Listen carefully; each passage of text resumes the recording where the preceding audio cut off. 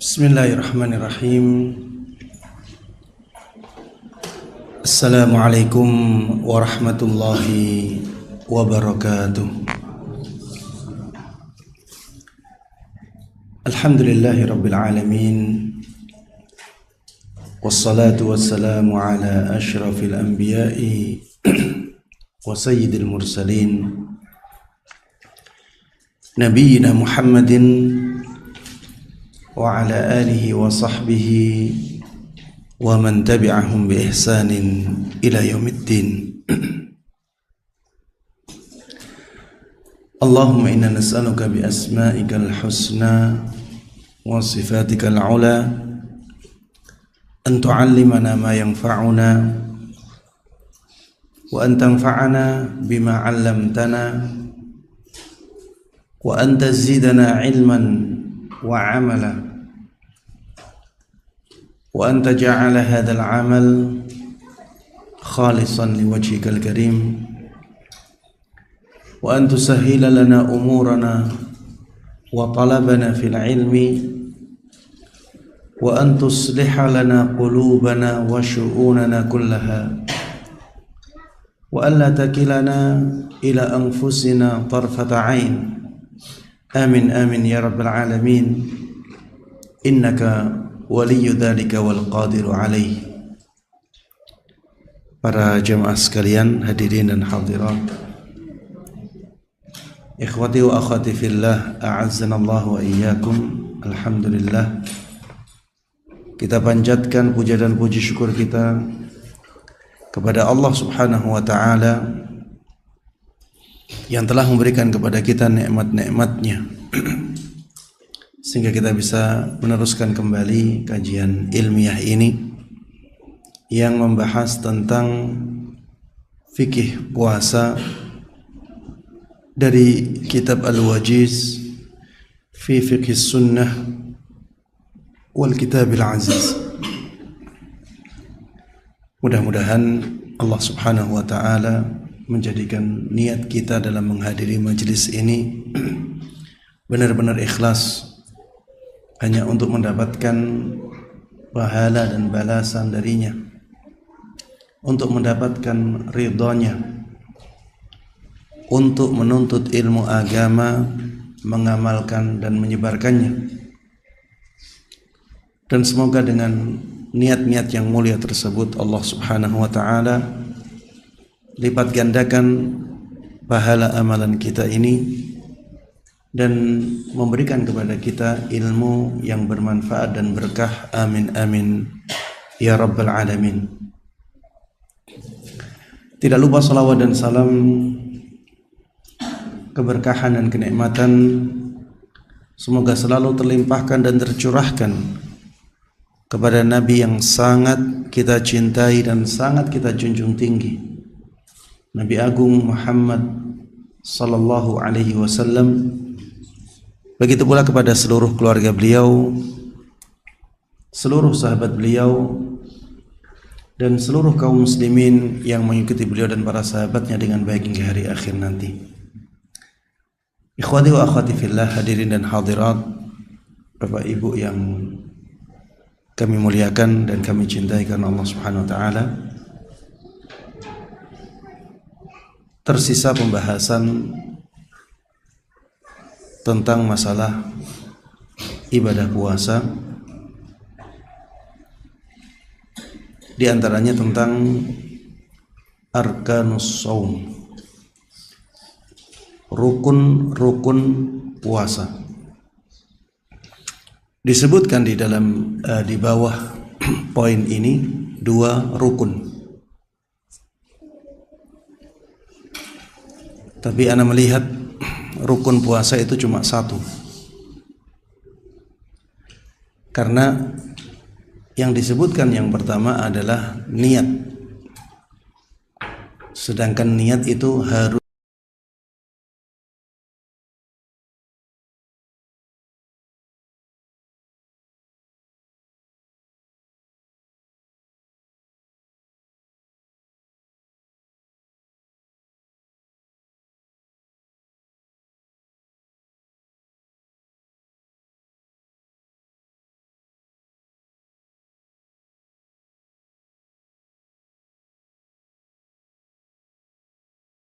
ada wajib. Rasulullah sallallahu alaihi wasallam mengatakan, "Man lam yujmi'is siyama qabla al-fajr fala siyamalah." Barang siapa yang belum meniatkan puasa sebelum waktu fajar, maka tidak ada puasa baginya. Ini menunjukkan bahwa niat puasa itu harus sudah ada sebelum puasa dimulai. Karena kapan mulainya puasa? Mulainya dari terbitnya fajar shadiq, yaitu dari mulainya waktu subuh. Sedangkan niat harus ada sebelum itu. Ini untuk puasa wajib. Ya, di sini disebutkan yang pertama dari rukun puasa, yang ana lihat itu lebih tepat disebut sebagai syarat sah puasa, adalah an-niyah, niat. Liqaulihi ta'ala, hal ini berdasarkan firman Allah Subhanahu wa ta'ala, "Wa ma umiru illa liya'budullaha mukhlishina lahud-dina hunafa." Mereka tidaklah diperintahkan kecuali agar mereka beribadah kepada Allah Subhanahu wa ta'ala dengan mengikhlaskan agama untuknya, dengan mengikhlaskan agama untuknya, hunafa, dan benar-benar jauh dari kesyirikan. Mereka tidaklah diperintahkan kecuali untuk beribadah kepada Allah Subhanahu wa ta'ala mukhlishina lahuddin, dalam keadaan mengikhlaskan agama hanya untuknya, untuk Allah Subhanahu wa ta'ala, hunafa, dan mereka dalam keadaan jauh dari kesyirikan. Ini ayat menjelaskan tentang wajibnya ikhlas dalam setiap ibadah kepada Allah Subhanahu wa ta'ala. Dan dalam keikhlasan, ya, ada niat. Niat untuk Allah Subhanahu wa ta'ala. Dalil yang kedua dari sabda Nabi kita Muhammad sallallahu alaihi wasallam, "Innamal a'malu binniyat wa innama likulli imri'in ma nawa." Sesungguhnya semua amalan itu tergantung niatnya, dan setiap orang akan mendapatkan bagian dari apa yang ia niatkan. Setiap orang akan mendapatkan bagian dari apa yang dia niatkan. Kemudian disebutkan di sini, hadis ini menunjukkan bahwa setiap amalan itu membutuhkan niat. Setiap amalan harus ada niatnya. Kalau dikatakan ini berarti menunjukkan bahwa niat itu rukun dalam setiap amalan, jawabannya belum tentu. Memang setiap amalan harus ada niatnya, tapi terkadang niat itu ada di luar amalan, seperti puasa, ya. Ini benar-benar sebelum puasa dilakukan niatnya, sehingga dia bukan rukun, tapi lebih tepatnya adalah syarat sahnya puasa. Kemudian disebutkan di sini, wala budda an takuna qabla al-fajri min kulli lailah. Niat itu harus ada sebelum datang waktu fajar, sebelum datang waktu subuh. Ini menunjukkan bahwa niat itu bukan rukun dalam puasa, karena dia harus ada sebelum amalan ada. Padahal rukun itu adalah bagian dari amalan itu. Misalnya rukun wudu, Ya amalan-amalan yang ada dalam wudu. Basuh wajah itu rukun. Basuh tangan rukun dalam wudu. Mengusap kepala itu rukun dalam wudu. Membasuh kaki rukun dalam wudu. Jadi ada dalam wudu. Rukun salat adalah apa yang harus ada dalam salat itu. Membaca Al-Fatihah itu rukun salat. Takbiratul ihram itu rukun salat. Ruku itu rukun salat. Adapun niat dalam puasa tidak demikian. Dia adanya sebelum puasa dilakukan. Wala budda an takuna qabla al-fajr. Niat itu harus ada sebelum waktu fajar tiba. Min kulli lailah, dari setiap malamnya. Ini masalah yang diperselisihkan oleh para ulama. Apakah niat puasa Ramadan itu cukup sekali untuk 1 bulan, ataukah harus setiap malam niatnya? Pendapat mayoritas ulama, dan ini pendapat yang paling kuat dalam masalah ini, niat harus ada di setiap malam puasa. Niat harus ada di setiap malam puasa. Kenapa? Karena puasa satu dengan puasa yang lainnya itu terpisah-pisah. Bukan amalan yang berkesinambungan. Kalau kita ditanya, kapan puasa mulai? Apa jawabannya? Hakikat puasa apa? Beribadah kepada Allah dengan menahan diri dari makan dan minum dan semua pembatal puasa. Kapan mulainya? Dari mulai fajar shadiq. Kapan berakhirnya? Terbenamnya matahari. Itulah puasa. Jadi di hari pertama ada awal puasa, ada akhir puasa. Di hari kedua pun demikian. Ada awal puasa, ada akhir puasa. Sehingga puasa di hari pertama itu terpisah dengan puasa di hari kedua. Di antara yang menunjukkan hal ini adalah apabila seseorang puasa di hari keduanya batal, itu tidak menunjukkan puasa di hari pertamanya batal.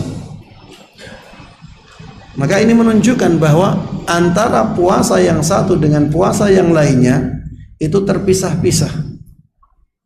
Maka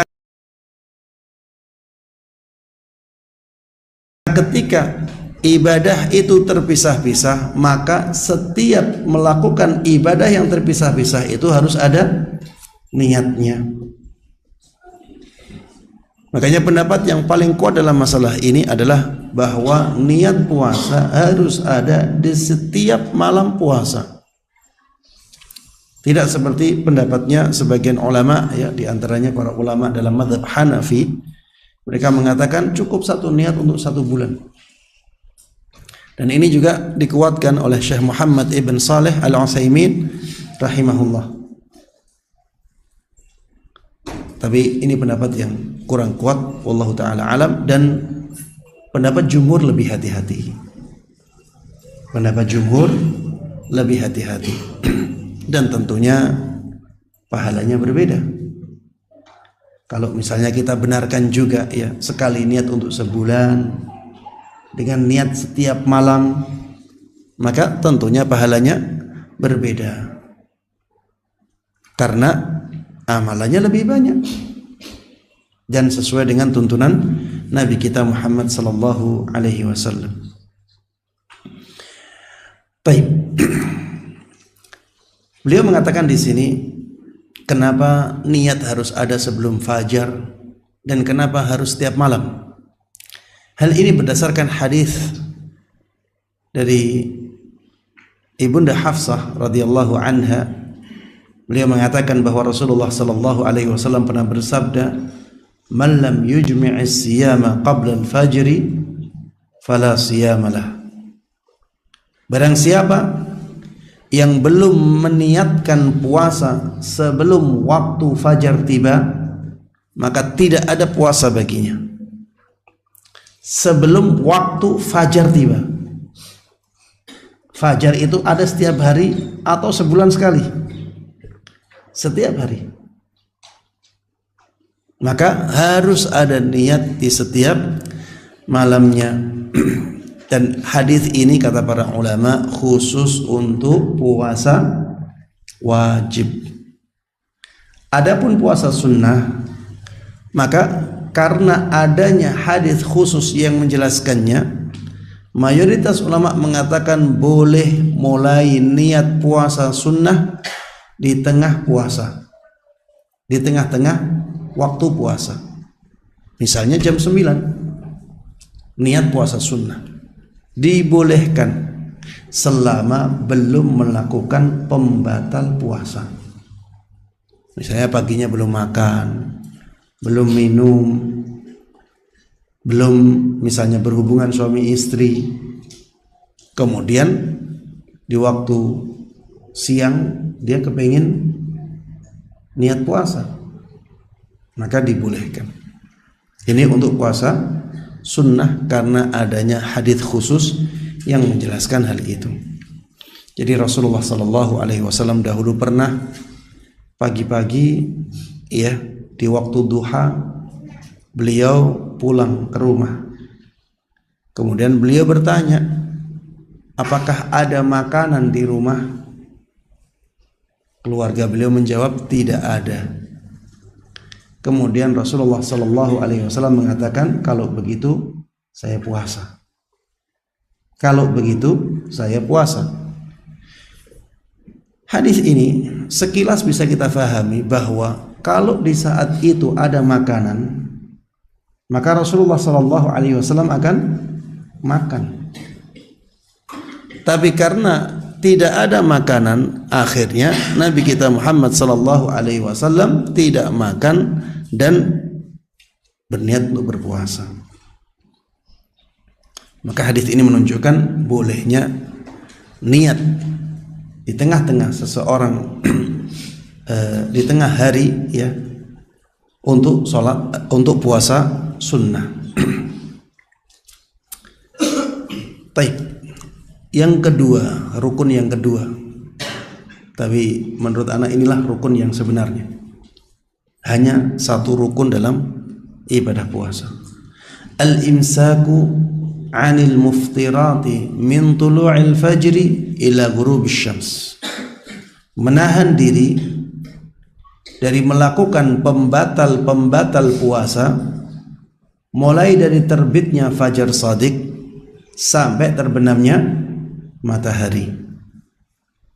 Meninggalkan atau menahan diri dari melakukan pembatal-pembatal puasa mulai dari terbitnya fajar shadiq sampai terbenamnya matahari. Apa dalilnya?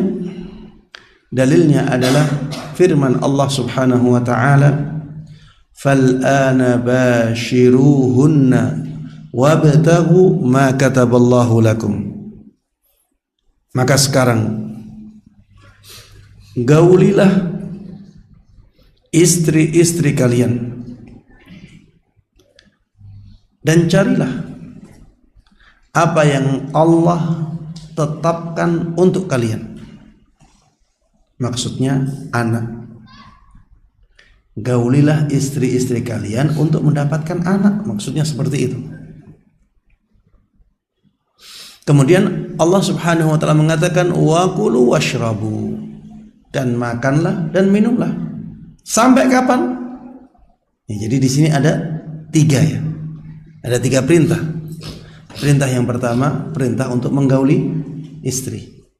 Perintah yang kedua, perintah untuk makan. Perintah yang ketiga, perintah untuk minum. Sampai kapan? Hatta yatabayyana lakumul khaytul abyadu minal khaytil aswadi minal fajr. Sampai jelas bagi kalian fajar shadiq terbit. sampai jelas bagi kalian terbitnya fajar shadiq. Ketika ada batasan seperti ini, maka waktu setelah batasan ini ada, hukumnya berbeda dengan waktu sebelum batasan ini ada. Kita disuruh menggauli istri, disuruh makan, disuruh minum sampai kapan? Sampai batas fajar shadiq. Maka setelah batas ini tentunya hukumnya harus berbeda. Tidak boleh menggauli istri, tidak boleh makan, tidak boleh minum. Sampai kapan? Tsumma atimmus siyama ilal lail. Kemudian sempurnakanlah puasa kalian sampai malam hari. Berarti setelah fajar shadiq ada puasa.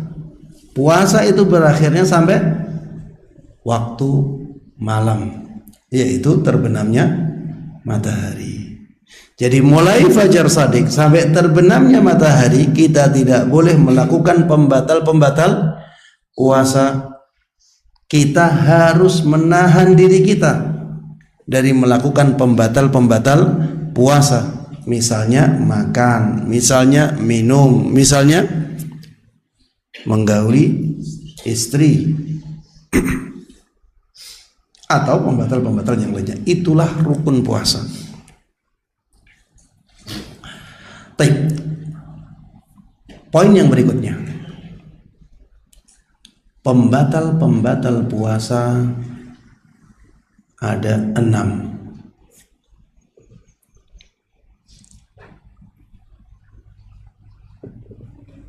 Kalau tadi disebutkan bahwa sebagai orang yang berpuasa kita diwajibkan menahan diri dari pembatal-pembatal puasa. Pertanyaan yang berikutnya, apa saja pembatal-pembatal puasa? Maka pembatal-pembatal puasa disebutkan di sini ada berapa? Ada 6. Yang pertama, al-aklu wasyurbu amdan, makan dan minum secara sengaja. Makan dan minum secara sengaja. Kata-kata secara sengaja ini menunjukkan bahwa apabila tidak disengaja maka tidak membatalkan puasa. Makanya disebutkan di sini fa in akala au syariba nasiya fala qada'a alaihi wala kafarah.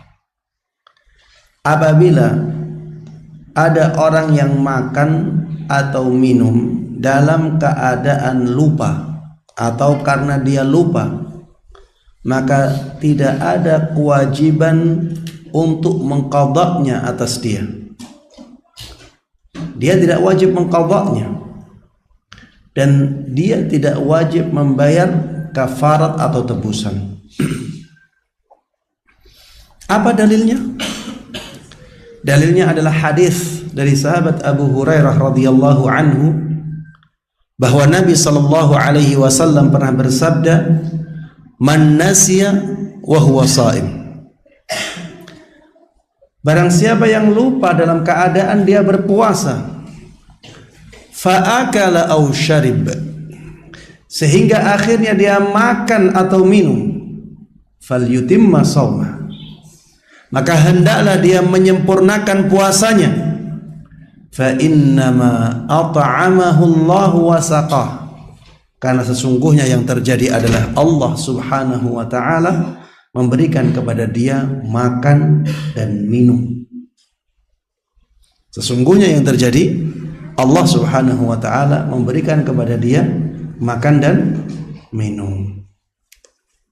Kalau misalnya ada orang lupa di bulan Ramadan dia makan 1 piring, kemudian ingat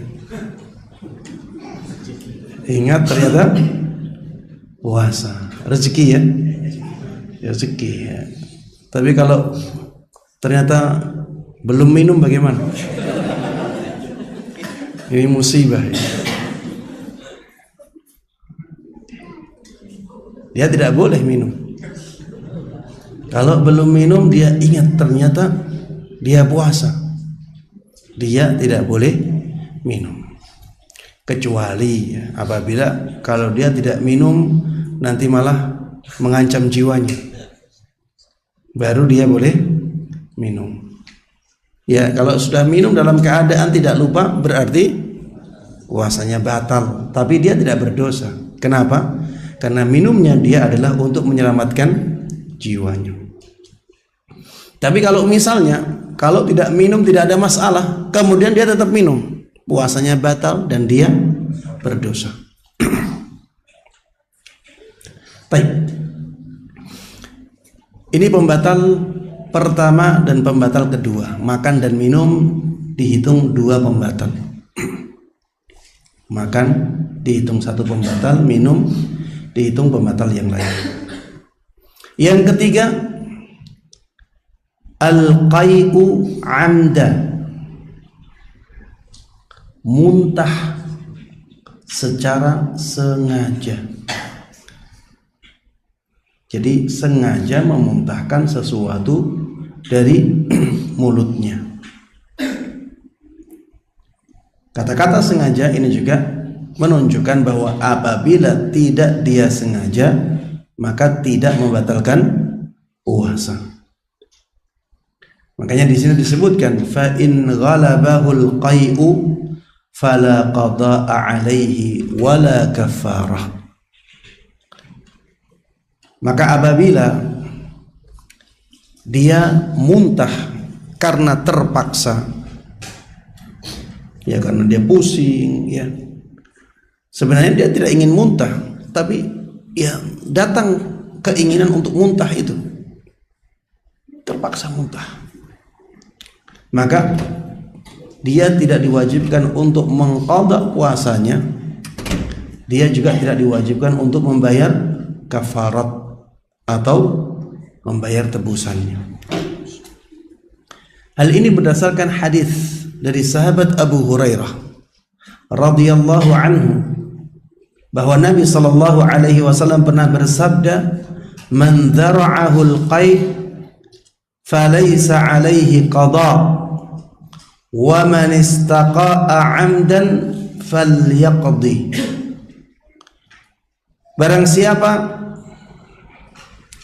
yang terpaksa muntah, maka tidak ada kewajiban untuk mengqadha puasanya. Artinya puasanya masih sempurna, masih terjaga. Adapun orang yang sengaja memuntahkan sesuatu dari dirinya, maka qadha-lah puasa itu. Maka qadha-lah puasa itu. Ini menunjukkan puasanya batal. Kenapa? Karena ada perintah untuk mengqadha puasanya. Perintah untuk mengqadha puasanya menunjukkan wajibnya dia mengqadha puasa. Karena pada asalnya perintah itu menunjukkan hukum apa?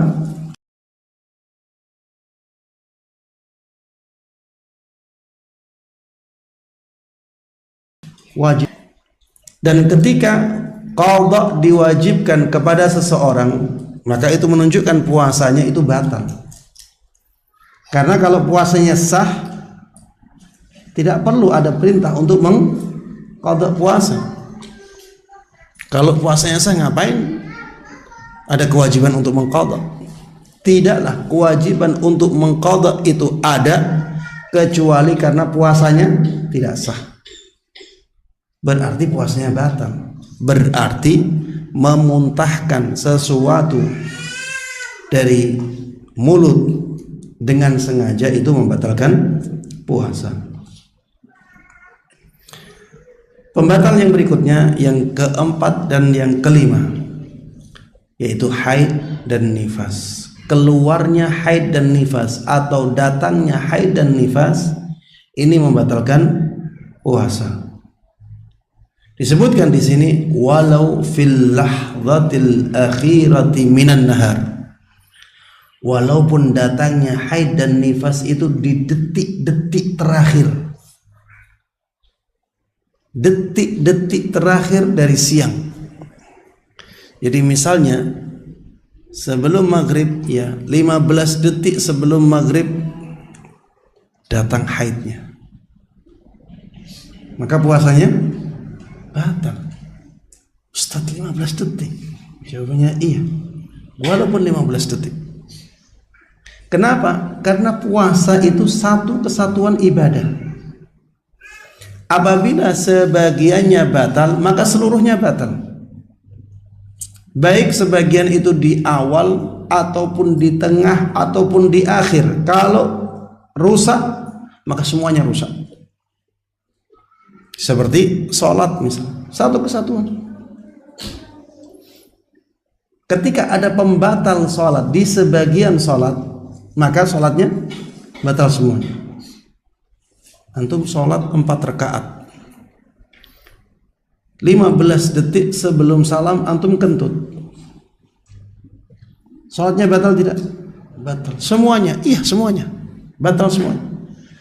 Sholat itu satu kesatuan. Wudu satu kesatuan. Kalau misalnya antum wudu, ya sudah sampai membasuh kaki, keluar angin, wudunya batal tidak? Batal. Harus ngulangi Ustaz? Iya, harus ngulangi. Wudu itu satu kesatuan, nggak bisa dipisah-pisahkan. Maka kalau batal di sebagiannya, maka semuanya jadi batal. Puasa juga demikian. Apa yang menunjukkan bahwa haid dan nifas itu menjadi pembatal puasa? Li ijma'il ulama'i alaihi. Karena adanya kesepakatan para ulama tentangnya. Jadi para ulama semuanya sepakat bahwa haid dan nifas itu membatalkan puasa. Ya, kalau ada orang-orang di zaman ini mengatakan haid dan nifas itu kan kehendak Allah, bukan kehendaknya orang yang haid, bukan kehendaknya orang yang nifas. Kenapa jadi pembatal puasa? Kalau kita lihat pembatal-pembatal puasa yang lainnya itu kan tergantung kehendak orangnya. Jima tergantung kehendak orangnya. Muntah dengan sengaja tergantung kehendak orangnya. Makan dan minum tergantung kehendak orangnya. Ini haid dan nifas kan enggak. Kenapa jadi pembatal puasa? Maka jawabannya antum yaitu menyelisih seluruh ulama. Enggak mungkin antum yang benar. Seluruh ulama salah, antum benar, baru datang akhir-akhir ini. Iya. Seluruh ulama di zaman dulu mengatakan membatalkan puasa. Antum baru datang seperti pahlawan kesiangan, tidak tahu apa-apa, kemudian mengatakan kata-kata itu. Makanya kalau sudah ada ijma itu khilaf nggak dianggap sama sekali. Kalau sudah ada ijma para ulama, maka perkataan yang menyelisih ijma ini nggak dianggap sama sekali. Kenapa? Tidak ada kemungkinan benarnya. Zong. Kemungkinan benarnya 0. Karena tidak mungkin semua ulama Islam salah, dia yang benar, tidak mungkin ini. Kalau sudah ada ijma fala khilaf. Ya. Kalau sudah ada ijma, khilaf setelahnya tidak dianggap sama sekali. Begitu pula sebaliknya, kalau sudah ada khilaf, ya, maka ijma tidak bisa terjadi. Kalau sudah ada khilaf, ya, ulama di zaman dulu sudah khilaf, sudah ada perbedaan pendapat dari zaman sahabat, maka tidak boleh ada ijma. Kenapa? Karena pendapat itu tidak bisa mati walaupun yang mengatakannya sudah mati. Al-qawlu la yamutu bi mauti qailihi. Pendapat itu nggak bisa mati dengan kematian orang yang mengutarakannya. Jadi para sahabat di zaman dahulu mereka sudah berbeda pendapat misalnya. Ketika mereka mati pendapatnya masih hidup. Sehingga tidak bisa dikatakan sekarang ulama ijma, tidak bisa. Lah, pendapat para sahabat gimana? Apa kita kesampingkan pendapatnya mereka? Makanya setelah ada perbedaan pendapat yang mustaqir, yang benar-benar tetap, maka ijma setelahnya tidak dianggap juga. Sebaliknya juga seperti itu. Ketika sudah ada ijma sebelumnya, maka khilaf atau pendapat yang menyelisih ijma itu tidak dianggap sama sekali.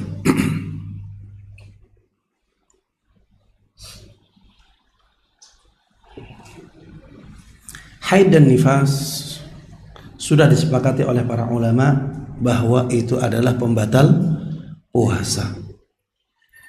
Maka itulah pendapat yang benar. Tidak mungkin ada pendapat yang menyelisihinya yang benar. Tidak ada pendapat yang benar apabila menyelisihi ijma tersebut. Pembatal yang keenam, ini pembatal yang terakhir, al-jima', berhubungan suami istri. Sebenarnya ada pembatal yang ketujuh, tapi wallahu a'lam apakah menurut penulis itu tidak dianggap sebagai pembatal ataukah penulis memasukkannya ke dalam jima. Tapi yang jelas kalau dimasukkan ke dalam jima tidak bisa. Di sini beliau menyebutkan sampai yang keenam saja, yaitu al-jima'. Yang ketujuh apa Ustaz? Yang ketujuh keluarnya mani dengan disengaja. Keluarnya mani dengan disengaja. Dan sangat berbeda antara berhubungan suami istri dengan keluarnya mani. Karena bisa jadi mani keluar tanpa berhubungan suami istri. Dan bisa jadi ada hubungan suami istri tapi tidak keluar mani. Sehingga dua hal ini berbeda.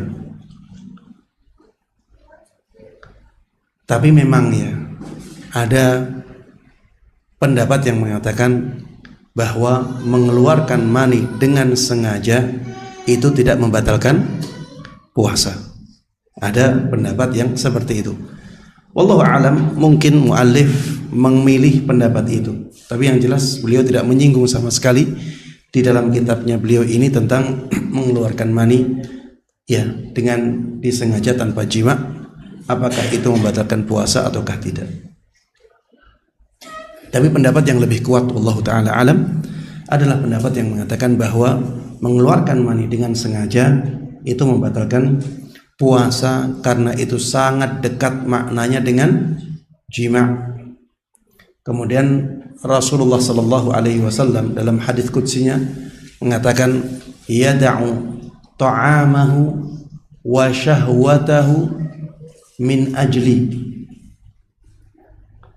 Kenapa puasa itu Allah Subhanahu wa taala yang berhak memberikan pahala untuknya?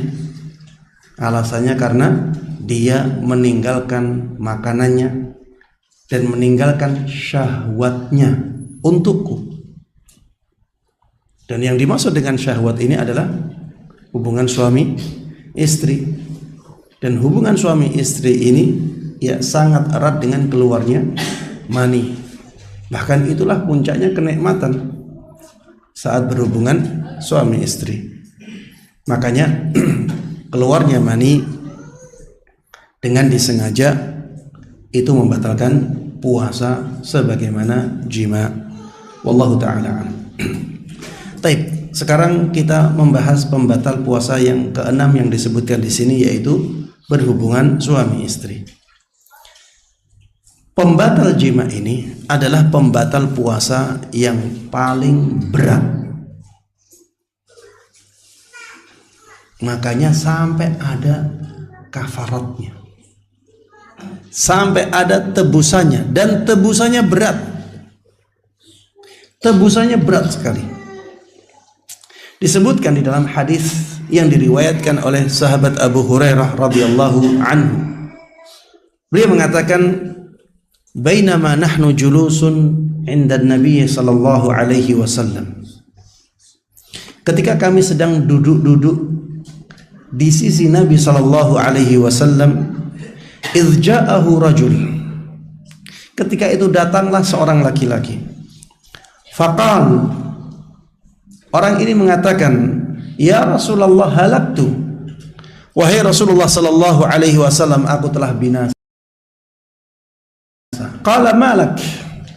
Maka Rasulullah sallallahu alaihi wasallam mengatakan, ada apa denganmu? Qal, waqa'tu 'ala imra'ati wa ana sha'im. Aku telah menggauli istriku ketika aku sedang berpuasa. Faqala Rasulullah sallallahu alaihi wasallam. Maka Rasulullah sallallahu alaihi wasallam mengatakan, hal tajidu raqabatan tu'tiquha? Kamu bisa enggak memerdekakan budak? Bisa enggak engkau memerdekakan budak? Orang ini mengatakan, la, tidak bisa. Saking miskinnya. Ketika itu ada budak. Tapi karena orang ini miskin, dia tidak bisa membeli budak untuk dimerdekakan. Kemudian Rasulullah sallallahu alaihi wasallam bertanya lagi, "Fahal tastati' an tasuma syahrain mutatabi'ain?" Apa engkau mampu berpuasa 2 bulan berturut-turut? 2 bulan tanpa jeda. 2 bulan ini berapa hari? Ada yang bisa? 2 bulan ini berapa hari? 60. Jawabannya belum tentu. 1 bulan itu kadang 29. Bisa enggak 2 bulan 29? Kalau bisa berarti bisa jadi 2 bulan itu 58 hari. Bisa jadi 2 bulan itu 60 hari. Bisa jadi 2 bulan itu 59 hari. Tergantung ya, karena patokan kita dalam masalah hukum, masalah yang berkaitan dengan hukum seperti ini adalah kalender Hijriyah, bukan kalender Masehi. Kalau kalender Masehi kemungkinannya lebih banyak ya. Ada yang 1 bulan 30 hari, ada yang 1 bulan 31 hari, ada yang 29 hari, bahkan ada yang 28 hari. Iya, patokannya bukan kalender Masehi. Patokannya adalah kalender Hijriyah. Makanya jangan sampai kita kaum muslimin itu kehilangan kalender Hijriyah. Karena kita butuhkan dalam hukum-hukum Islam. Ya. Kita butuhkan dalam hukum-hukum Islam. Seperti misalnya iddahnya seorang wanita disebutkan ketika ditinggal mati oleh suaminya, berapa iddahnya? 3 bulan 10 hari. Apakah 3 bulan Masehi itu? Enggak. Itu 3 bulan Hijriyah. 3 bulan Hijriyah tambah 10 hari. Jadi jangan sampai kita jadikan patokannya itu kalender Masehi, tidak ya. Jadi hukum-hukum Islam itu kembalinya ke kalender Hijriyah. Qala la. Laki-laki itu mengatakan, saya tidak mampu puasa 2 bulan berturut-turut. Karena ternyata orang ini itu sudah tua renta. Sudah tua renta. Subhanallah, tergoda untuk menggauli istrinya. Berarti syahwatnya masih kuat orang ini. Sudah tua renta, syahwatnya masih kuat. Kemudian Rasulullah bertanya lagi, "Fahal tajidu it'ama 60 miskina?" Kalau kamu tidak mampu berpuasa 2 bulan berturut-turut, apakah kamu mampu memberikan makan kepada 60 fakir miskin? Mampukah engkau memberikan makan untuk 60 fakir miskin? Orang ini mengatakan, la, aku juga tidak mampu. Berarti orang ini tua renta, miskin sekali. Miskin sekali. Untuk memberikan makan kepada 60 fakir miskin pun tidak mampu. Sahabat Abu Hurairah mengatakan, famakatha an-nabiy sallallahu alaihi wasallam. Akhirnya Rasulullah terdiam.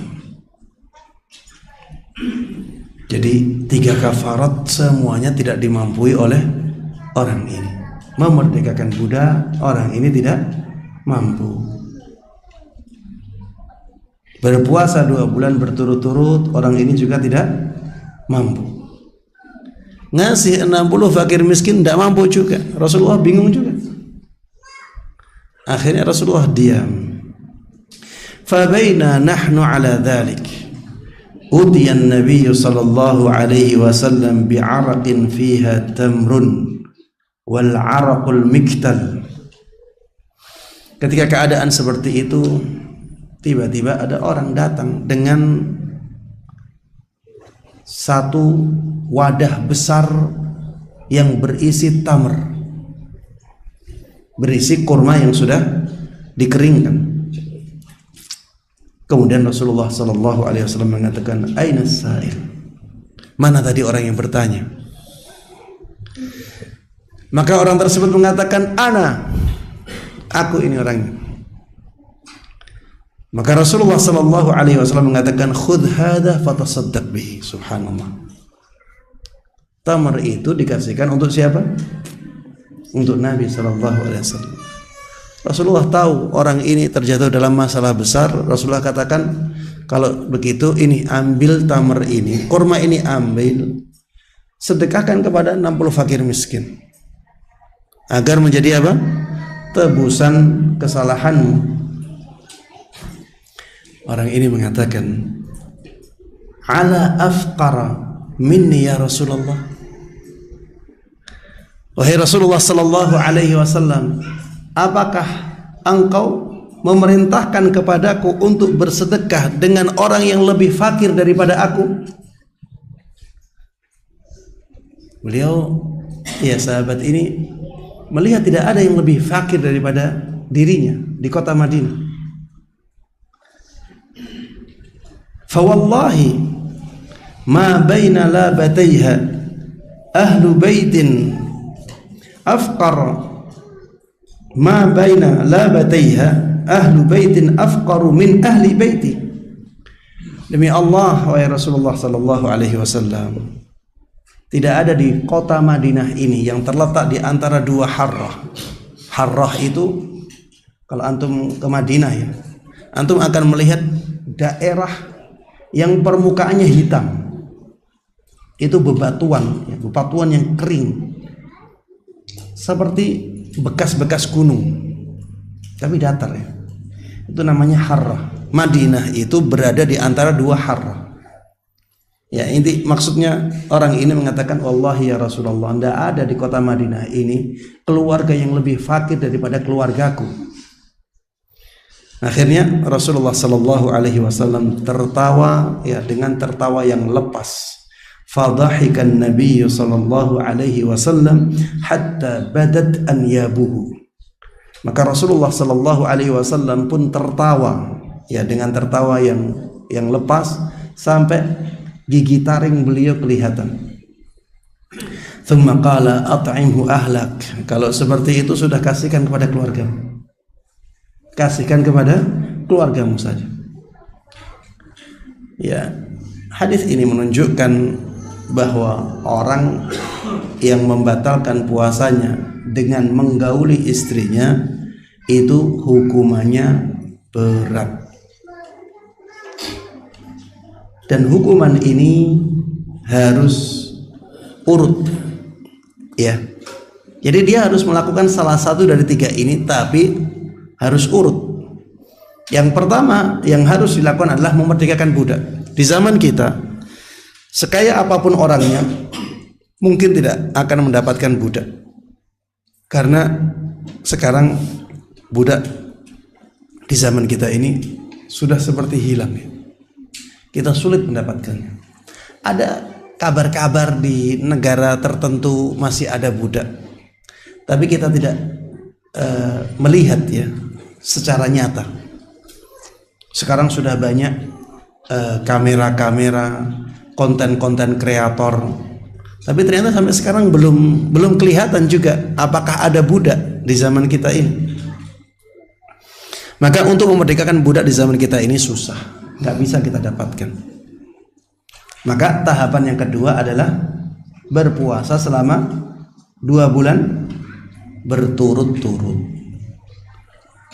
Kalau ada orang yang mengatakan, Ustadz, anak nggak mampu, padahal umurnya masih muda, maka alasan tersebut tidak bisa diterima, karena sebenarnya dia mampu, nggak punya niat saja dia.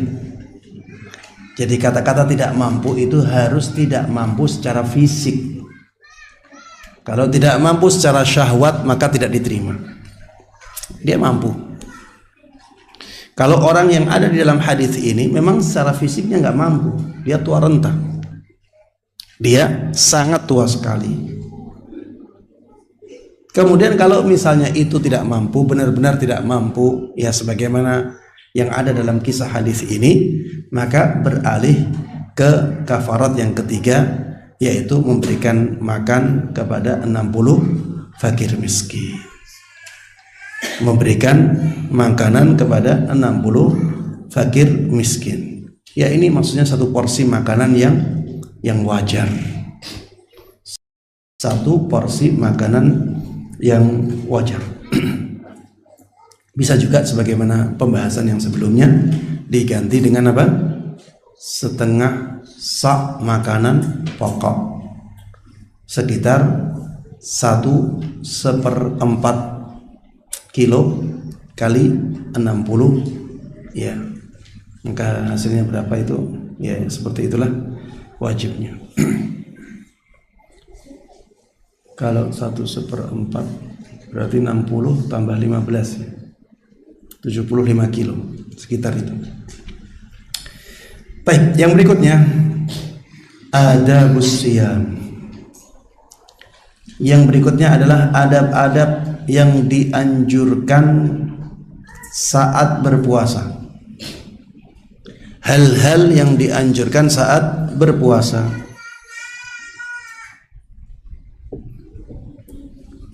Ada beberapa hal yang dianjurkan saat berpuasa. Semakin banyak hal-hal ini kita lakukan, maka semakin afdal puasa kita, semakin tinggi kualitas puasa kita, semakin banyak pahala yang bisa kita dapatkan dari puasa kita. Sebaliknya juga demikian, semakin sedikit hal-hal ini bisa kita lakukan, maka kualitas puasa kita juga semakin rendah. Pahala puasa kita semakin sedikit. Makanya para jamaah sekalian rahimana wa rahimakumullah, berusahalah untuk mewujudkan sunnah-sunnah puasa ini. Yang pertama adalah as-sahur atau as-suhur. As-sahur dengan as-suhur beda ya. Seperti wudu dengan wadu. Wudu itu perbuatan wudu. Amalan wudunya itu namanya wudu. Kalau wadu itu air yang digunakan untuk berwudu. Suhur perbuatan sahurnya, makan minum untuk sahur, itulah suhur. Sedangkan sahur adalah makanannya, makanan untuk sahur. Ya, dalam bahasa Indonesia susah ya, harus dibedakan, ini makanannya, ini perbuatannya. Kalau dalam bahasa Arab tinggal ganti apa? Harokat. Wudu sama waduk sudah beda. Suhur sama sahur sudah berbeda. Kalau antum ingin mudah untuk mengingat, ya kembalikan ke wudu. Wudu itu perbuatan berwudu. Wadu itu air yang digunakan untuk berwudu. Ya, nanti baru antum pindah ke sahur. Ya, agar mudah. Wudu sama dengan suhur. Kalau wudu itu perbuatan wudu, berarti suhur perbuatan sahur. Sahur sama dengan wadu. Wadu itu air yang digunakan untuk berwudu. Maka sahur adalah makanan yang digunakan untuk sahur. Baik, sahur ini disunahkan, dianjurkan. Hal ini berdasarkan hadis dari sahabat Anas ibn Malik radhiyallahu anhu bahwa Rasulullah sallallahu alaihi wasallam pernah bersabda, "Tasahharu fa inna fis sahuri barakah." Ini tidak bisa disebut, tidak bisa dibaca fa inna fis suhur. Tapi bacanya fa inna fis sahuri barakah. Tapi kita harus paham juga yang dimaksud dengan sahur itu hidangan sahurnya, bukan perbuatan sahurnya.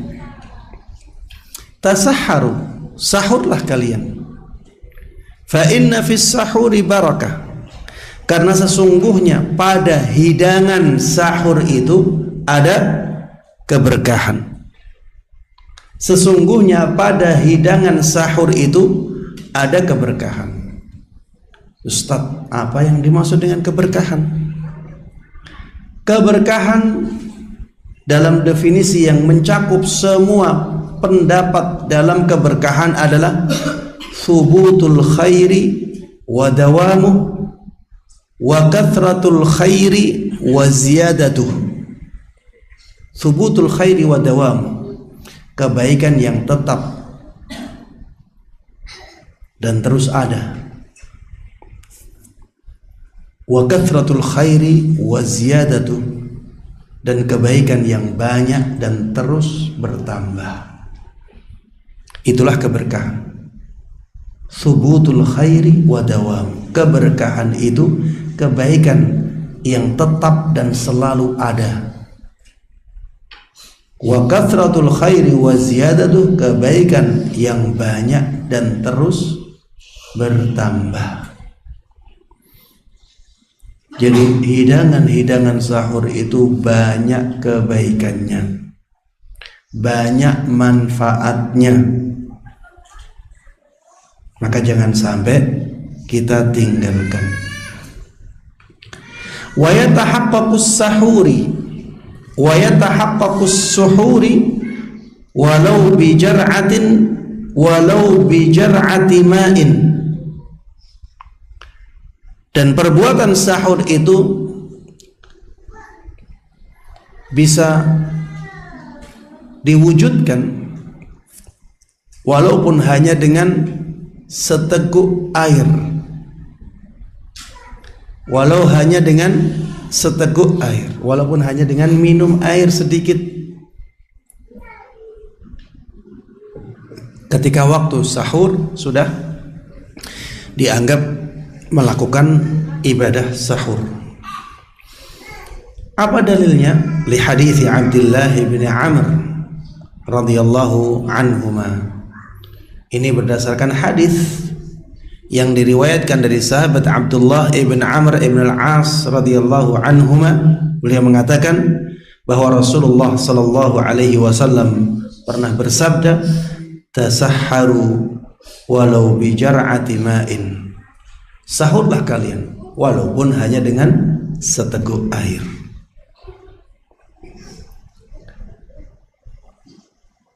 Kemudian sahur ini dianjurkan untuk diakhirkan.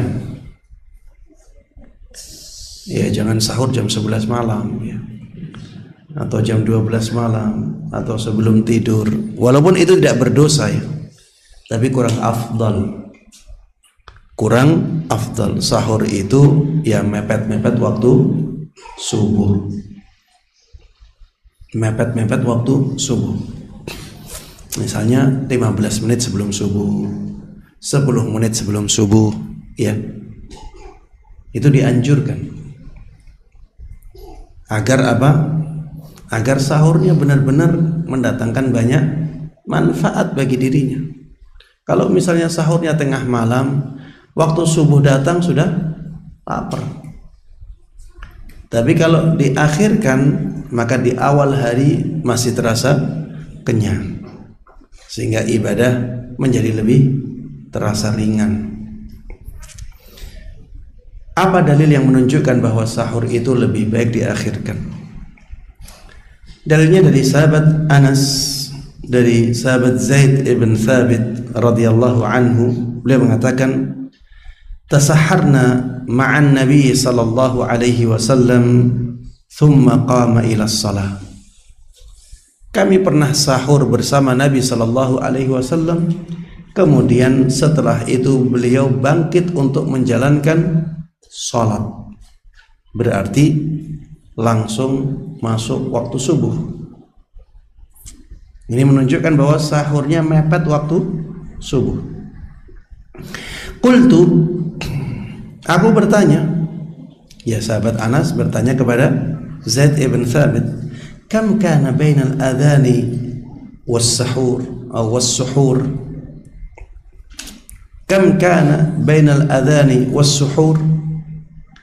Berapa lama waktu antara adzan itu dengan perbuatan sahurnya beliau? Qal qadra 50 ayat atau qadru 50 ayat. Sekadar membaca 50 ayat. Sekitar membaca 50 ayat. Ada yang mengatakan ya, membaca 50 ayat ini maksudnya ayat yang tidak pendek dan tidak panjang. Ayat yang tidak pendek dan tidak panjang, dan bacanya tidak cepat, tidak terlalu cepat, tidak terlalu lambat. Kalau orang sekarang dikasih perkiraan seperti ini susah ya. Kalau orang dulu langsung paham 50 ayat itu berapa kadarnya, orang dulu langsung paham, karena memang mereka biasa memperkirakan sesuatu dengan perkiraan-perkiraan yang seperti ini. Kalau kita kan sudah terbiasa memperkirakannya dengan menit, akhirnya kadar itu yang dipakai oleh orang di zaman dulu menjadi samar. Ada yang mengatakan 50 ayat itu sekadar 10 sampai 15 menit. 10 sampai 15 menit. Iya. Kali ini karena 30 ayat itu sekitar 3 halaman.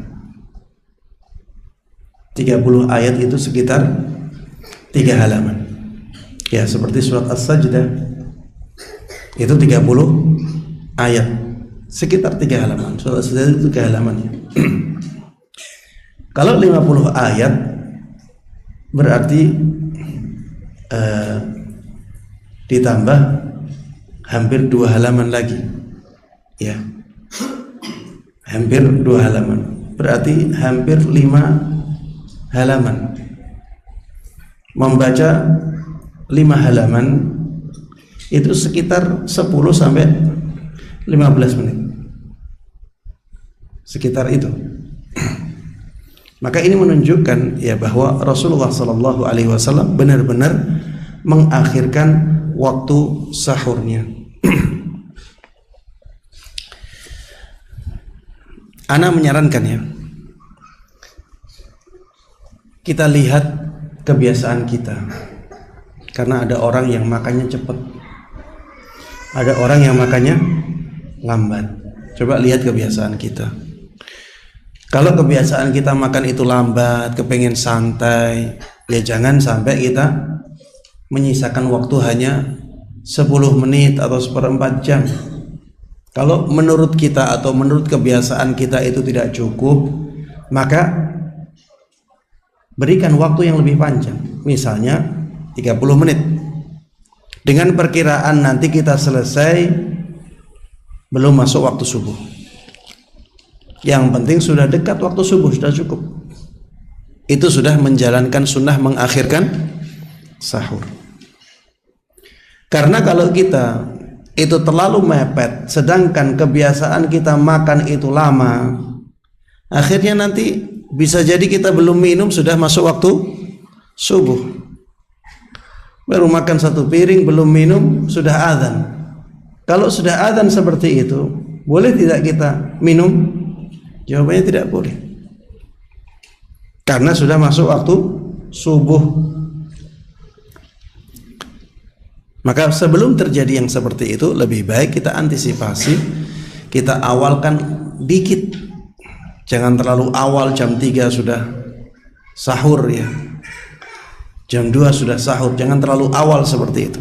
Tapi kita awalkan dikit, misalnya setengah jam sebelum subuh. Kemudian setelah ini disinggung di sini masalah yang diperselisihkan oleh para ulama karena kedudukan hadisnya. Di sini disebutkan wa idza sami'al adana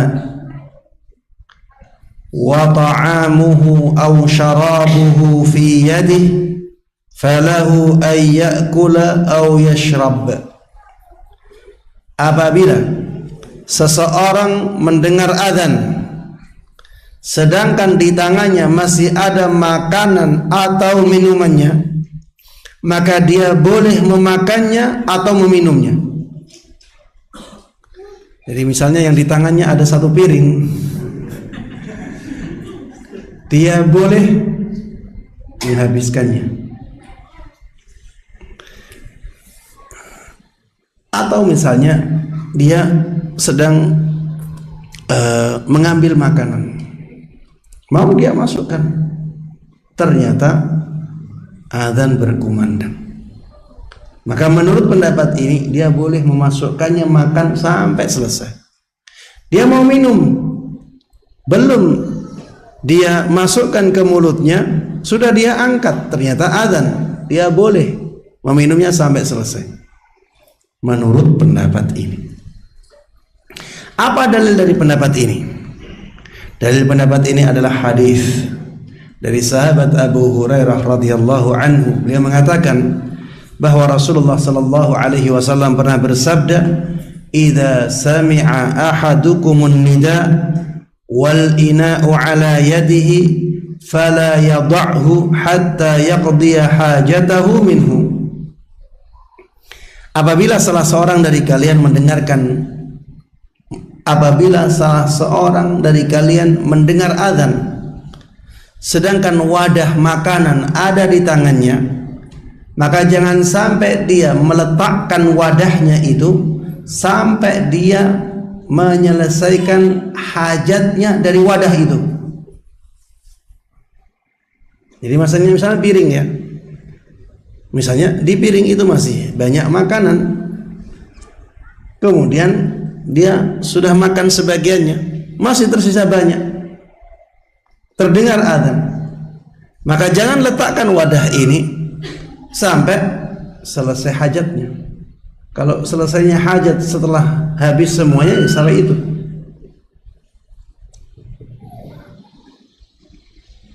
Hadis ini dikuatkan oleh Syekh Albani rahimahullah, dan beliau termasuk orang yang paling kuat dalam memperjuangkan pendapat ini. Tapi sayangnya para jamaah sekalian rahimani wa rahimakumullah, jangan terlalu senang dulu ya. Tadi ada yang keluar, ana khawatir yang diambil pendapat ini. Nanti sampaikan ya. Hadis ini didhaifkan oleh Abu Hatim Ar-Razi, seorang ulama besar dalam bidang hadis. Hadis ini didhaifkan oleh Abu Hatim Ar-Razi, sehingga hadis ini dari sisi kekuatan sanadnya dipertanyakan. Ini alasan yang pertama. Kalau hadisnya sudah dipertanyakan, maka kita tidak boleh menjadikannya sebagai dasar hukum. Sebab yang kedua, hadis ini zahirnya atau secara sekilas itu menyelisihi zahir Al-Quran dan zahir hadis yang lain. Al-Qurannya mengatakan wa kulu washrabu hatta yatabayyana lakumul khaytul abyadu minal khaytil aswadi minal fajr. Makan dan minumlah sampai batas apa? Batasnya ketika fajar shadiq jelas, bukan setelah makanan di tangan habis. Ayatnya sampai fajar shadiq jelas bagi kalian, bukan sampai makanan yang ada di tangan kalian itu habis. Maka harusnya zahir ayat lebih didahulukan daripada zahir hadis ini. Hadis yang lain menyebutkan bahwa makan dan minumlah kalian sampai kalian mendengar adzannya Ibn Ummi Maktum, bukan sampai makanan di tangan kalian habis, tapi sampai kalian mendengar adzannya Ibn Ummi Maktum. Ketika terdengar adzan harusnya berhenti. Jadi hadis ini menyelisih zahir ayat, dia juga menyelisih zahir hadis yang lainnya.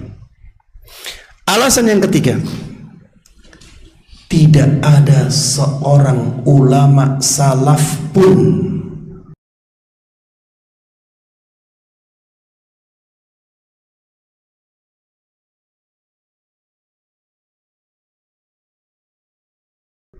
salah meninggalkan hadis ini.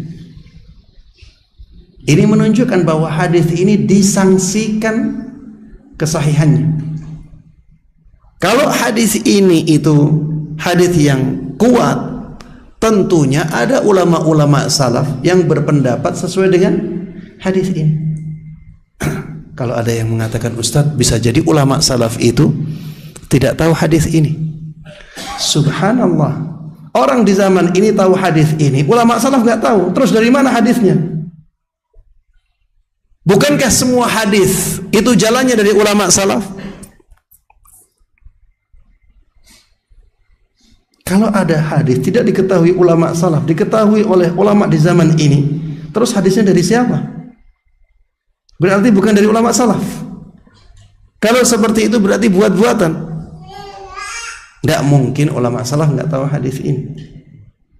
Ketika tidak ada seorang pun dari ulama salaf menjadikan hadis ini sebagai hujjah, padahal mereka pasti ada yang tahu, itu menunjukkan bahwa hadis ini memang tidak kuat untuk dijadikan sebagai sandaran hukum. Kemudian para jemaah sekalian rahimani wa rahimakumullah, hadis ini masih bisa ditakwil, masih bisa dibelokkan sedikit. Kalau kita ingin menggunakan hadis ini, gunakan hadis ini dalam konteks yang tidak menyelisih hadis lain atau tidak menyelisih ayat. Bagaimana mentakwilnya, Ustaz? Kita bisa mengatakan mungkin ini bagi orang yang menyaksikan kebenaran adzannya, bahwa adzan tersebut tidak menunjukkan masuknya waktu. Adzan tersebut tidak menunjukkan masuknya waktu subuh. Karena bisa jadi dalam keadaan tertentu ada muadzin yang sukanya itu adzan sebelum waktunya. Ya, biasanya terjadi karena apa? Karena jam di masjid itu dicepatkan 5 menit, dicepatkan 10 menit. Kemudian di situ ada jadwal adzan yang resmi. Dia adzan sesuai dengan jadwal itu, padahal jamnya dicepatkan 5 menit atau 10 menit. Sehingga ketika azan itu dikumandangkan di masjid itu masih ada keraguan, apa benar sudah masuk waktu subuh. Orang yang masih meragukan terbitnya fajar shadiq, dia masih boleh makan dan minum. Tapi takwil ini sebenarnya jauh ya. Ada yang mentakwil seperti ini ya, hadis ini. Tapi ana lihat takwil ini jauh. Kenapa? Rasulullah Sallallahu Alaihi Wasallam di dalam hadis ini menyebutkan batasannya itu sampai dia selesai menyelesaikan hajatnya dari makanan yang ada di wadahnya itu. Sedangkan kalau kita takwilkan dengan takwil seperti tadi, maka batasannya sampai apa? Fajar shadiq jelas. Maka sebenarnya nggak bisa disinkronkan. Sebenarnya tidak bisa disinkronkan. Takwil itu kalaupun ya dikatakan, maka itu takwil yang ya sedikit dipaksakan. Ya, takwil yang sedikit dipaksakan, sehingga ya lebih baik tidak usah ditakwil, kita katakan saja hadisnya lemah. Ya, para ulama salaf tidak ada yang menggunakannya sebagai dalil. Hadis tersebut juga menyelisih zahir ayat, menyelisih zahir hadis yang lainnya. Sehingga wallahu taala alam, para jemaah sekalian rahimana wa rahimakumullah, yang lebih kuat adalah pendapat mayoritas besar ulama kaum muslimin yang mengatakan ketika adzan sudah dikumandangkan, maka tinggalkan aktivitas makan dan minum untuk menjaga puasa kita. Wallahu taala alam. Permasalahan menjadi bertambah di zaman kita ini ketika ada perdebatan jadwal subuh terlalu cepat. Ada yang mengatakan terlalu cepat 25 menit, ada yang mengatakan terlalu cepat 8 menit, ada yang menyampaikan pendapat yang lainnya lagi. Kalau kita menguatkan pendapat bahwa subuh terlalu cepat 8 menit ya, sebagaimana pendapatnya Ormas Muhammadiyah, dan ana lebih condong ke pendapat ini, maka ana melihat kalau waktunya longgar lebih baik berhati-hati. Kalau sudah ada adzan, kita sudah makan, sudah minum, sudah kenyang ya, nggak usah makan lagi. Tapi kalau misalnya kita bangun ketika adzan,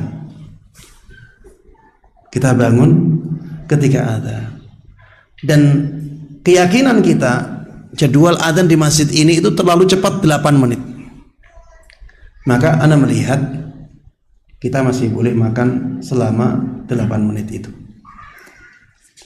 karena memang secara kenyataan ya tidak ada bukti lapangan yang menunjukkan bahwa derajat 20 di bawah ufuk itu sudah terlihat fajar shadiq.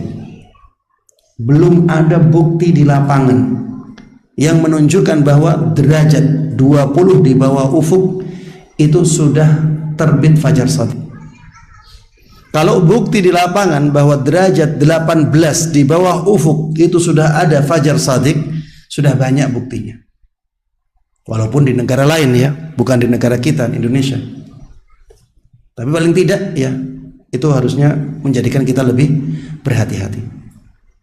Sehingga ya pemakaian derajat 18 di bawah ufuk itu lebih tepat. Satu derajatnya itu selisihnya 4 menit. Yang sekarang yang resmi di Indonesia, pemerintah Indonesia kalau tidak salah Depak mematok 20 derajat di bawah ufuk. Kalau matahari sudah sampai di derajat 20 di bawah ufuk, maka dianggap sudah ada fajar shadiq. Ini belum ada bukti lapangannya ya. Adapun yang 18 di bawah ufuk, ini sudah ada bukti lapangannya, di antaranya di negara Saudi dan juga di sebagian negara yang lainnya. Ketika matahari sudah sampai pada derajat 18 di bawah ufuk, fajar shadiq sudah terlihat. Dan selisih antara 20 sampai 18 ini, kalau setiap derajatnya itu 4 menit, berarti berapa? 8 menit ya. Berarti 8 menit. Wallahu ta'ala alam. Ana melihat seperti itu lebih baik ya, lebih hati-hati. Kalau kita longgar dan yang adzan menggunakan jadwalnya depak ya, yang resmi itu, maka berhentilah. Jangan bermain api di sini. Tapi kalau misalnya kita kepepet ya, pas bangunnya pas adzan dan adzannya itu memakai jadwal yang lebih cepat 8 menit itu, silahkan segera makan, segera minum, jangan melebihi 8 menit dari waktu resmi itu. Wallahu ta'ala a'lam. Yang berikutnya para jemaah sekalian rahimana wa rahimakumullah, sunnah yang berikutnya adalah menahan diri dari al-laghu war-rafath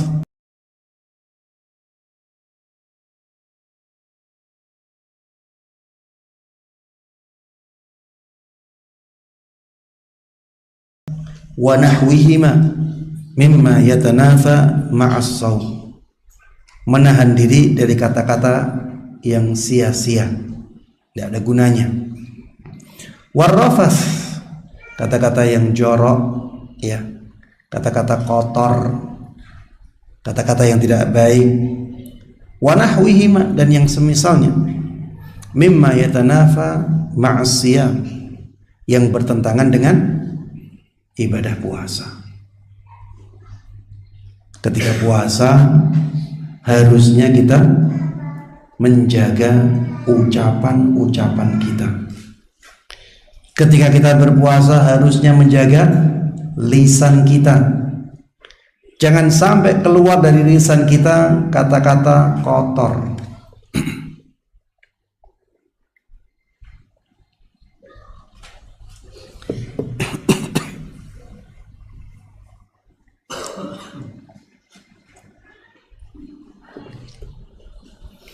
Jangan sampai keluar dari lisan kita kata-kata yang jorok, kata-kata yang mengarah kepada syahwat, ya, bercumbu rayu dengan kata-kata. Ini harusnya kita hindari ketika kita sedang berpuasa. Dari sahabat Abu Hurairah radhiyallahu anhu bahwa Rasulullah sallallahu alaihi wasallam pernah bersabda, "Idza kana yaumu shaumi ahadikum," apabila salah seorang dari kalian sedang berpuasa, fala yarfuth, jangan sampai dia melakukan rafath. Rafath itu kata-kata jorok, kata-kata yang mengarah kepada syahwat, kata-kata cumbu rayu. Ini rafath. Wala yaskhab, jangan angkat suara, jangan jerit-jerit, marah-marah. Wala yajhal, jangan melakukan tindakan-tindakan kejahilan, tindakan-tindakan bodoh, tindakan kezaliman. Fa in syatamahu ahad, maka apabila ada seseorang yang mencela dia, au qatalah, atau ngajak dia tengkar, falyaqul inni shaim, katakan kepada dia, sungguh aku sedang berpuasa. Sungguh aku sedang berpuasa. Jangan dibalas. Ada orang ngejek, ada orang mencela, ada orang marah-marah, jangan dibalas. Katakan kepada dia, afwan, ana sedang berpuasa, ana nggak bisa meladeni kamu. Ana harus menghormati ibadah puasa saya. Ana harus menjaga ibadah puasa saya. Ya, kalau tidak tahan, ya tinggalkannya. Tinggalkan sudah.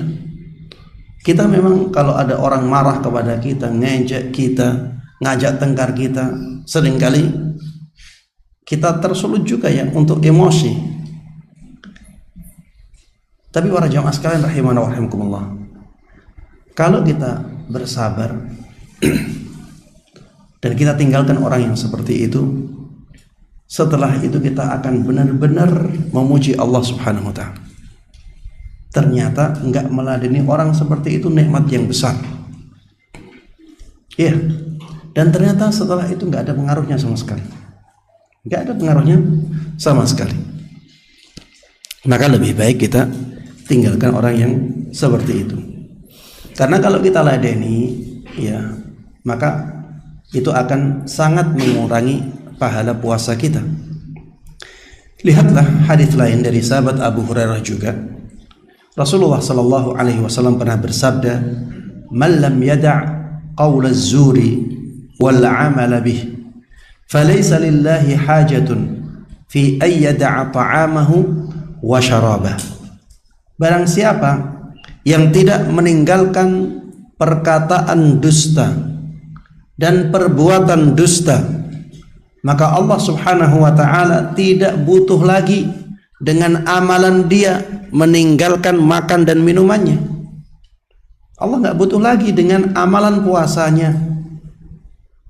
Allah nggak peduli lagi dengan puasa dia. Allah tidak memberikan pahala kepada dia. Makanya perkataan-perkataan yang buruk, perkataan-perkataan yang jorok, perkataan-perkataan yang zalim harusnya kita tinggalkan saat berpuasa. Yang berikutnya para jemaah sekalian rahimana wa rahimakumullah, sunnah yang ketiga, al-judu wa mudarasatul Quran. Kedermawanan dan mudarasah Al-Quran. Jadi ketika kita berpuasa, terutama di bulan Ramadan nanti, berusahalah untuk banyak bersedekah. Berusahalah untuk banyak berinfak. Berusahalah untuk banyak berwakaf. Dari sekarang kita targetkan amalan sedekah, infak dan wakaf kita. Karena ini sangat besar pahalanya, sangat istimewa. Makanya Rasulullah sallallahu alaihi wasallam dahulu ketika bulan Ramadan itu memuncak kedermawanannya. Benar-benar sangat dermawan sekali. Tidak seperti di selain bulan Ramadan. Beliau dermawan di selain bulan Ramadan. Tapi di bulan Ramadan kedermawanan beliau menjadi sangat luar biasa. Begitu pula mudarasah Al-Quran. Ustaz, apa itu mudarasah Al-Quran? Mudarasah Al-Quran itu membaca Al-Quran didengarkan oleh orang lain, bergantian. Nanti orang lain yang membaca Al-Quran kepada kita yang dengarkan. Nanti setelah orang tersebut selesai, kita yang membaca, dia yang mendengarkan. Itulah mudarasatul Al-Quran.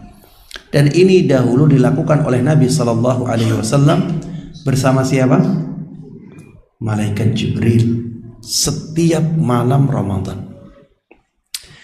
Apa dalilnya? Dalilnya adalah hadis yang sahih, diriwayatkan oleh Imam Bukhari dan Imam Muslim dari sahabat Ibn Abbas radhiyallahu anhuma. Beliau mengatakan, kana Nabi sallallahu alaihi wasallam ajwadan nasi bil khair. Dahulu Rasulullah sallallahu alaihi wasallam adalah orang yang paling dermawan. Wa kana ajwada ma yakunu fi Ramadan.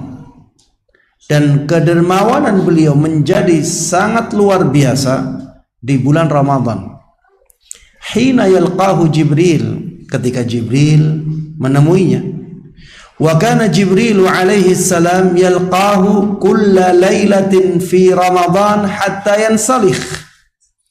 Dan dahulu Jibril itu menemui Nabi sallallahu alaihi wasallam di setiap malam bulan Ramadan sampai bulan Ramadan selesai. Ya'ridu alaihi an-nabiy sallallahu alaihi wasallam al-Qur'an.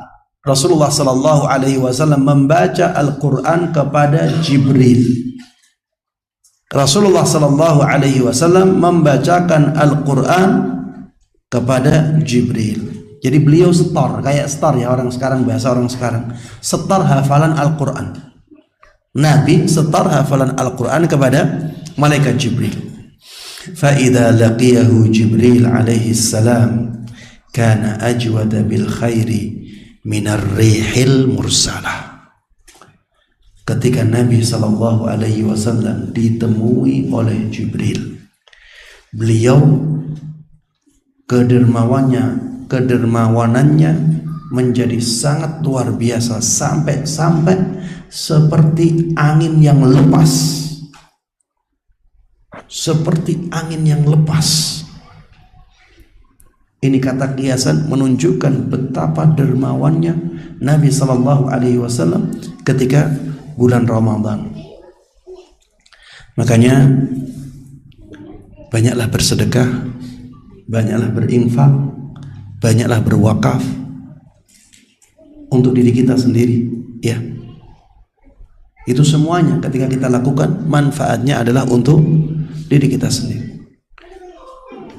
Bulan Ramadan adalah bulan yang paling mulia, maka bersedekah, berwakaf, berinfak di bulan tersebut menjadi sangat mulia. Yang keempat, ta'jilul fitr. Sunnah yang keempat adalah menyegerakan berbuka. Jadi kalau berbuka itu jangan ditunda-tunda. Ana masih ragu, ini matahari sudah terbenam atau belum, padahal sudah berkumandang adzan.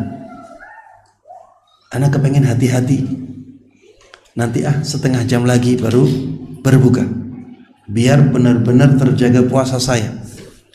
Maka alasan-alasan seperti ini adalah waswas syaitan.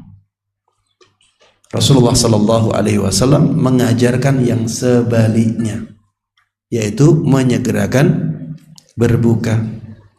Beliau pernah bersabda, la yazalun nas bi khairin ma ajjalu al-fitra.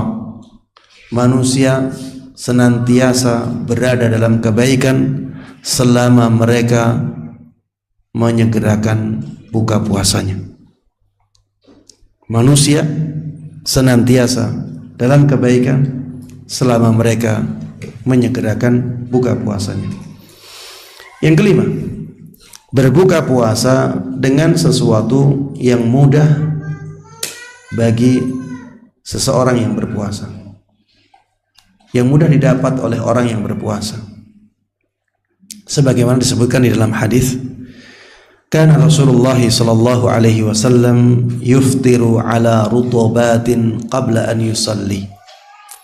Dahulu Rasulullah sallallahu alaihi wasallam itu berbuka dengan kurma-kurma yang masih segar sebelum beliau sholat.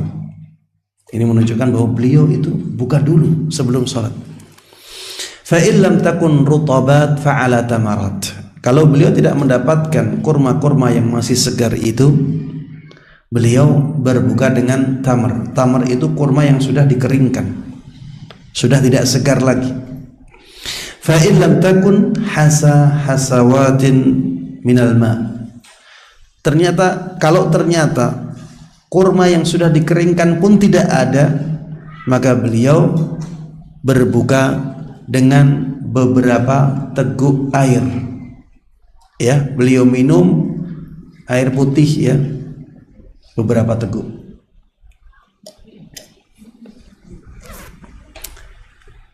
Ustaz, kalau tidak ada rutab, tidak ada kurma, adanya gorengan gimana Ustaz? Maka jawabannya, ya sudah seadanya. Adanya gorengan ya kita santap gorengan. Adanya kurma Jawa, kalau di Jawa itu ada buah kecil ya, seperti anggur, namanya jubut. Itu kurma Jawa katanya. Ya kalau adanya itu, ya makan itu. Adanya nasi, makan nasi. Ya intinya yang mudah bagi kita apa, itu yang kita makan. Tapi kalau ada rutab, maka itu yang paling baik. Kalau tidak ada rutab, ada kurma yang sudah dikeringkan itu, maka itu yang lebih baik daripada yang lainnya. Wallahu a'lam. Yang keenam, ini yang terakhir di sesi ini, berdoa ketika berbuka. Berdoa ketika berbuka. Doanya apa? Dhahabadh dhama wabtallatil 'uruq wa thabatal ajru insyaallah. Kapan ini dibaca? Setelah berbuka atau sebelum? Setelah atau ketika sudah merasakan manfaat itu. Kita masih makan tapi sudah merasakan manfaat, silahkan baca doa itu. Karena arti dari doa tersebut adalah dhahabadh dhama, artinya apa? Dahaga telah hilang. Wabtallatil 'uruq, urat-urat telah terbasahi. Wa thabatal ajru insyaallah, dan pahala insyaallah kita dapatkan. Itu arti dari wa thabatal ajru insyaallah. Insyaallah pahala sudah ditetapkan oleh Allah Subhanahu wa taala. Ini kalau dibaca sebelum berbuka puasa maka tidak pas, tidak sesuai. Kan dahaga belum hilang, kok malah kita bilang sudah hilang dahaga? Kan urat-urat nadi belum terbasahi, kok kita bilang urat-urat nadi sudah terbasahi? Ustaz, sebelum buka puasa apa yang dibaca? Ya tasmiyah, seperti kita makan biasa. Bismillah. Kemudian kita makan, kita minum. Sudah merasa dahaga hilang, urat-urat sudah merasa terbasahi, ketika itulah kita disunahkan untuk membaca dhahabadh dhama wabtallatil 'uruq wa thabatal ajru insyaallah. Ya, demikian para jemaah sekalian rahimana wa rahimakumullah yang bisa kita bahas pada sesi kedua ini. Tersisa dari pembahasan kita hal-hal yang dibolehkan untuk orang yang berpuasa. Kemudian yang berikutnya adalah puasa sunnah. Kemudian yang berikutnya hari-hari yang dilarang untuk berpuasa. Kemudian